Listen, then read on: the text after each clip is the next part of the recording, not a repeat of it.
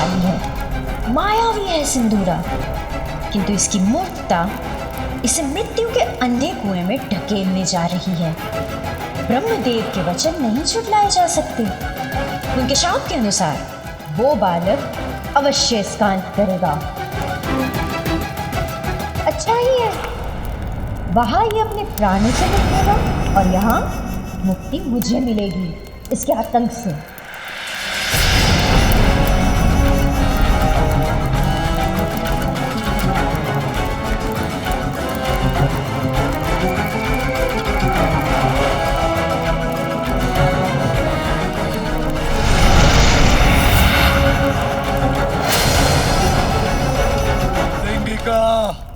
तुम किस विचार में डूबी हो, बताओ मुझे।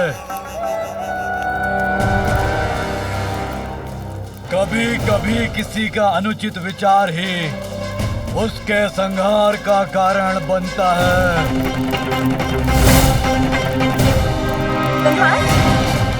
संहार का विचार? हाँ, मैं तो आपके हाथों से उस बालक के संहार का ही विचार कर रही थी।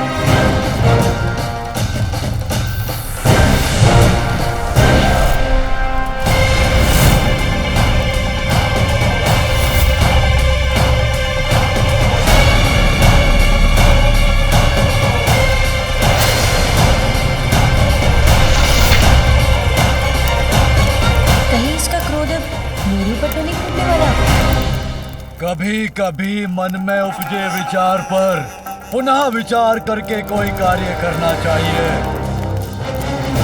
मैं ब्रह्मदेव के श्राप का विचार करके रुक गया। उन्होंने कहा था वो बालक ही मेरा काल बनेगा।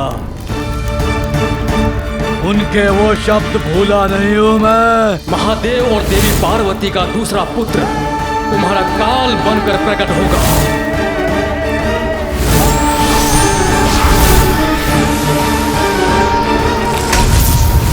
संकट के मुख में स्वयं को प्रवेश करना मूर्ख का स्वभाव होता है और सिंदूरा मूर्ख नहीं है। इसीलिए उचित तो यही होगा कि मैं कैलाश और उस बालक से उचित दूरी पर रहूं। प्रतीत होता है सिंदूरा ने कैलाश जाने का विचार त्याग दिया है। मुझे कुछ करना होगा इसके लिए। समस्या है तो समाधान अवश्य होगा। सिंदूरा इस समस्या का उपाय अवश्य ढूंढेगा। अवश्य अंत होगा उस बालक का। तब तक धैर्य रखो पुड़िया सिंगिका, शांत रहो। बच गई।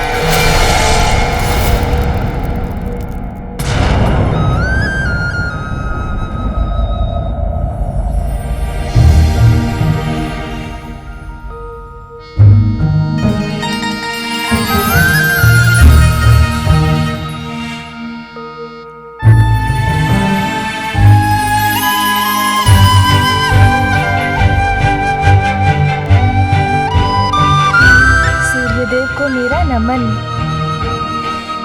आपके आने से तो एक नवीन दिवस का प्रारंभ हो गया है। अब तो कुछ कार्य करना होगा मुझे, किंतु मैं क्या करूं?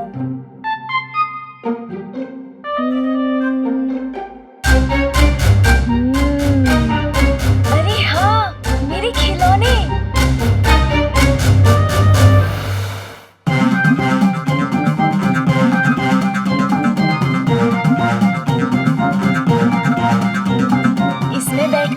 कहीं भी यात्रा कर सकते हैं, है ना? मेरे प्यारे खिलौने, मेरे प्यारे खिलौने। पुत्र, माँ,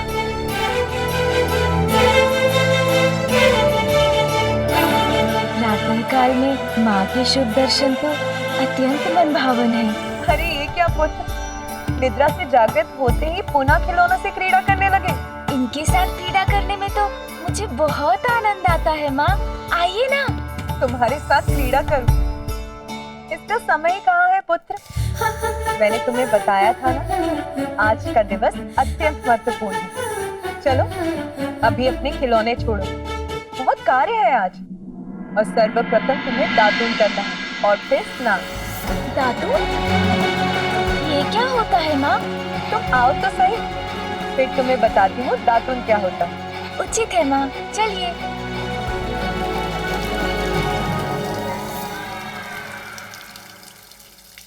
ये तो बहुत मनोरम दृश्य है माँ। क्या प्रातः उठकर इस दृश्य का आनंद लेना ही दातून करना कहलाता है? कितने प्रश्न है तुम्हारे पास पुत्र, कैसे सबका उत्तर दोगी? ये वृक्ष देख रहे हो, ये नीम का वृक्ष है पुत्र।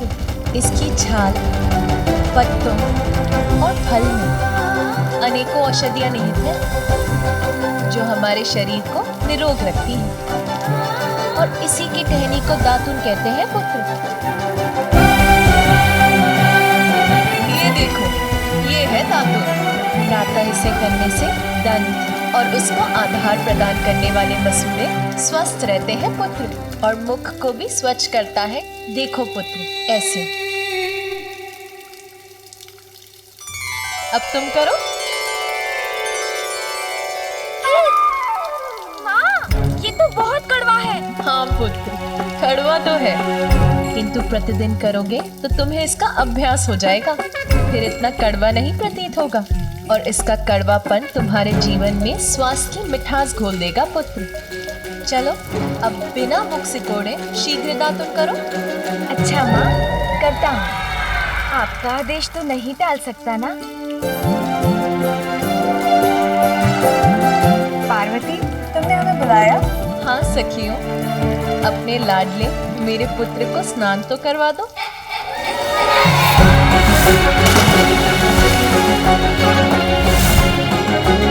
मौसी जी, आप मेरे पिछले स्नान को लेकर अभी भी कुपित हैं क्या? किंतु उसमें मेरा क्या दोष? मैं जल में कूदा तो पानी आप पर छिटक कर आ गया। अच्छा, आज सावधानी से कूदूंगा कुंड में।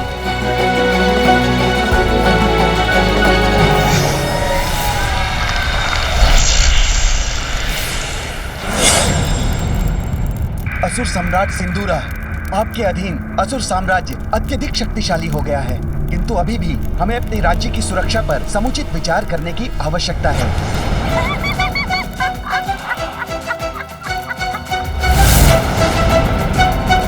ऐसी कौन सी बात है जिस पर तुम्हारी हंसी फूट रही है बुढ़िया सिंगिका?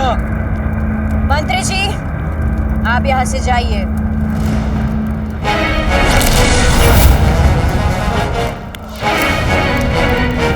इतना दुस्साहस मेरे असुर सम्राट सिंदूरा के मंत्री को प्रस्थान करने का आदेश देने का दुस्साहस कैसे किया तुमने? जानती हो इसका परिणाम? क्या तुम्हें अपने प्राण प्रिय नहीं है? प्राणों का संकट मुझ पर नहीं मंडरा रहा है। असुर सम्राट सिंदूरा, अत्यंत ही हास्यास्पद थी आपके मंत्री की चिंता। एक भयभीत और बलहीन असुर के साथ असुर साम्राज्य की सुरक्षा की चर्चा। सिंगिका!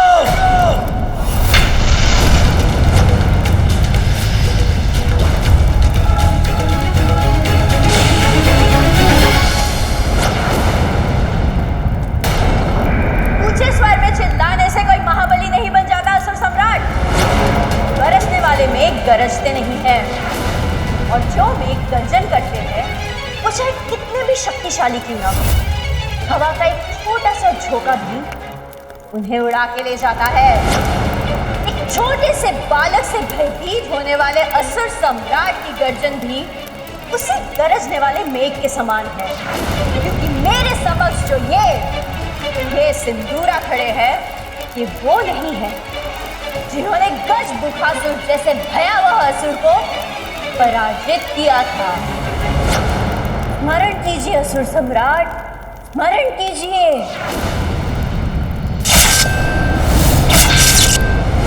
वो आप ही थे जिन्होंने केवल अपनी दृष्टि से भयावह गजमुखासुर को पराजित किया था। उसे पाताल के सिंहासन से हटाकर यहाँ के राज सिंहासन पर अपना आधिपत्य जमा लिया था।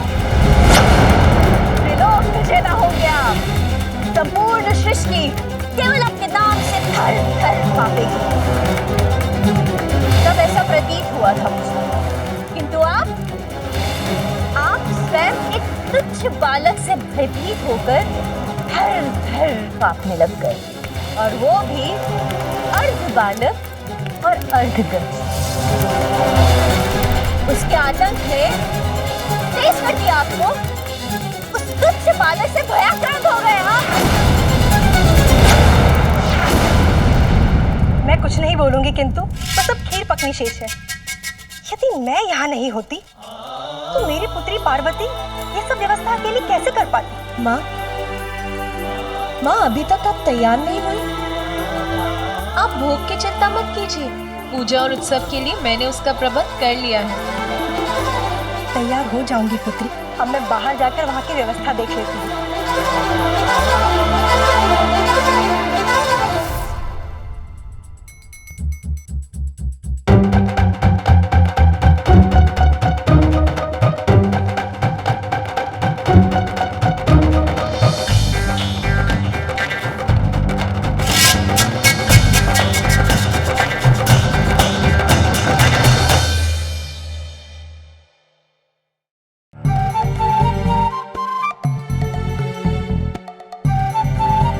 कोई सजावट नहीं, न कोई पुष्प, न कोई रंगोली। और ये गण तो ऐसे बुहार रहा है जैसे इसको किसी ने भारी दंड दे दिया हो।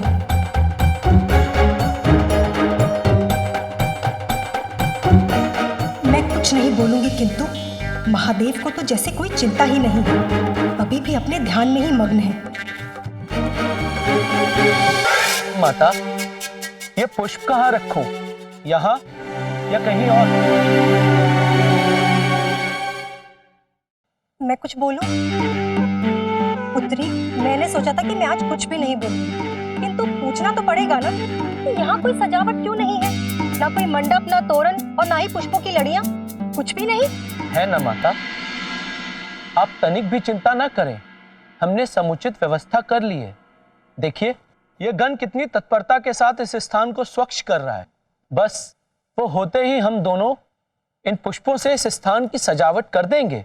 नंदी, आज सभी देवी देवता, यक्ष, गंधर्व आदि इस उत्सव के लिए यहाँ पधार रहे हैं और तुम इतने ही पुष्प लेकर आए हो। किंतु माता, देवी देवता तो प्रतिदिन महादेव के दर्शन के लिए आते हैं। उनके आगमन पर हम कभी भी कैलाश को पुष्पों से नहीं सजाते। मैं कुछ नहीं बोलूंगी, किंतु आज कोई छोटा मोटा उत्सव नहीं है, पार्वती नंदन के नामकरण का उत्सव, भव्य उत्सव है। पुत्री पार्वती, तुम्हारी छठी और नामकरण के समय सारा राजभवन चमक दमक से जगमगा उठा था। ऐसा प्रतीत होता था जैसे हीरे और अन्य रत्न जड़ दिए गए। इतना भव्य उत्सव था, ऐसी सजावट कि जिसे आज भी विस्मय से स्मरण किया जाता है। किंतु यहाँ देखकर तो ऐसा प्रतीत हो रहा है कि कुछ भी विशेष होने वाला ही नहीं। कितने से पुष्पों से सजेगा ये भवन? शांत हो जाइए माँ, चिंता मत कीजिए, आप निश्चिंत रहिए। ये उत्सव मेरे छठी और नामकरण संस्कार से भी अधिक भव्य होगा। नीलकंठ,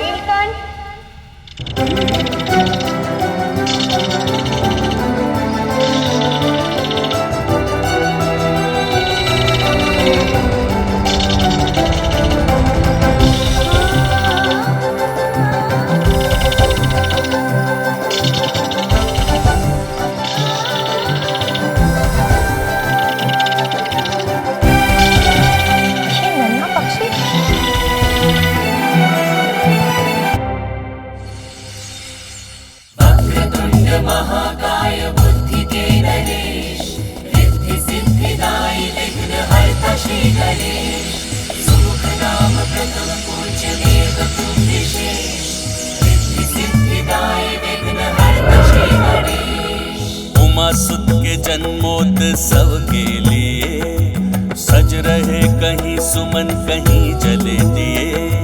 नीलकंठ पंछी सिंहराज की लहरी सज्जित कैलाश कर रहे हैं सभी। रंगोली तोरण और पुष्प लड़ी गण प्रसन्न मैना अचंभित खड़ी। सारे जीव पूर्ण सामर्थ्य से व्यस्त शुभ कार्य में सृष्टि समस्त।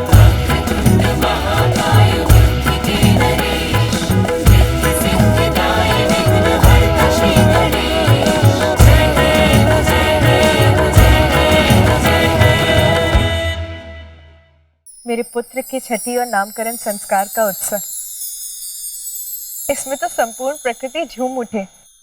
वो ही उत्सव की संपूर्ण व्यवस्था करे, ये तो मेरी प्रबल इच्छा थी।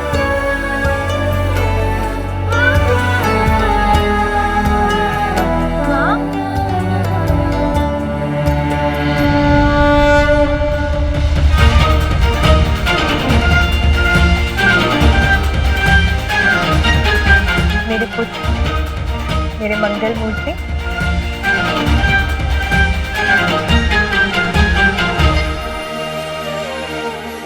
देखा माँ, आपके पुत्र ने स्नान कर लिया, स्वच्छ हो गया मैं।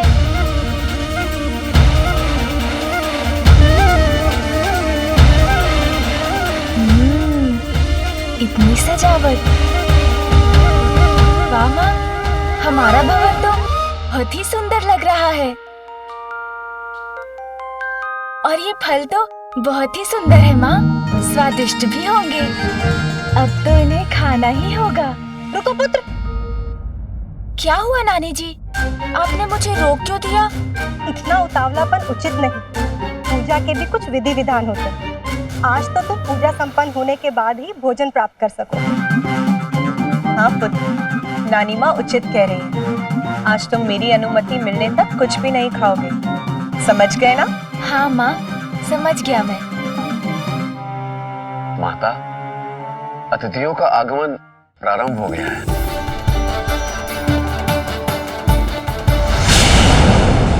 बोल रही हो बुढ़िया सिंगिका, वो बालक महादेव और देवी पार्वती का पुत्र है। और आप भूल रहे असुर सम्राट सिंदूरा, क्या ब्रह्मदेव के पुत्र है। उन्होंने स्वयं अपने पिता सृष्टि के रचयिता ब्रह्मदेव को भी भयभीत कर दिया था। क्यों ना मैं आपको ही अपनी भुजाओं में आबद्ध करके देख लूं कि आपकी ये दी हुई शक्तियां प्रभावी है भी या नहीं। उचित कह रही हो तुम सिंगिका, ब्रह्मदेव का श्राप है तो क्या हुआ, उनका वरदान भी तो प्राप्त है मुझे। अपनी भुजाओं में भरकर मसल के रख सकता हूँ अपने शत्रु को मैं। शत्रु के मस्तिष्क पर नियंत्रण पाकर उसका अंत कर सकता हूँ मैं पुत्र हूँ ब्रह्मदेव का, और वो तुच्छ बालक मेरा सामना नहीं कर सकेगा। वध करूंगा मैं उसका।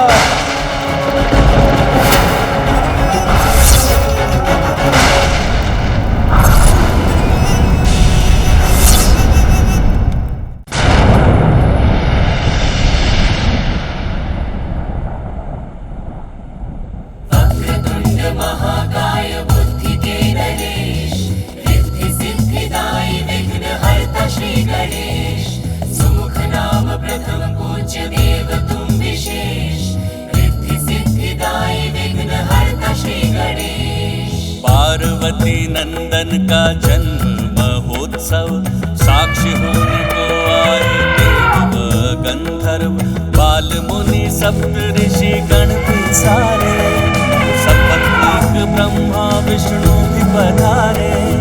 तब से उतरते वाहन सुसज्जित, कैलाश सज्जित व पूर्ण व्यवस्थित, नंदी श्रृंगी प्रेत तोतला सब गण, अगुआई अभिनंदन करके प्रसन्न, जया एवं विजया व मैनावती, भूप हिमावंत साथ द्वारे खड़ी।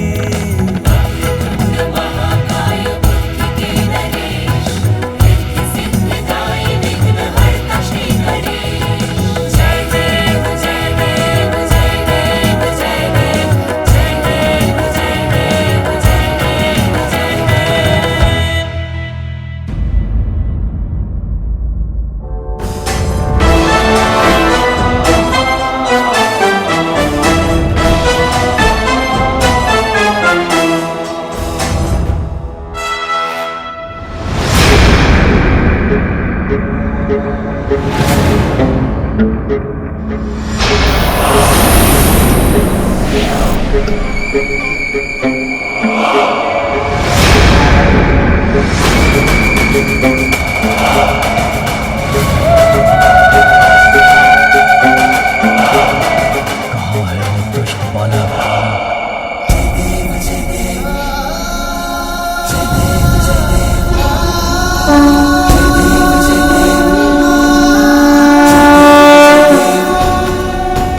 जय जय श्री गणराज विद्या सुखदाता, धन्य तुम्हारो दर्शन बेरा मन रमता। जय देव भाव भगत से कोई शरणागत आवे, सन्नत सम्मत सबही भरपूर पावे। ऐसे तुम महाराज मोको अति भावे, कोसा भी नंदन निश्चित गुण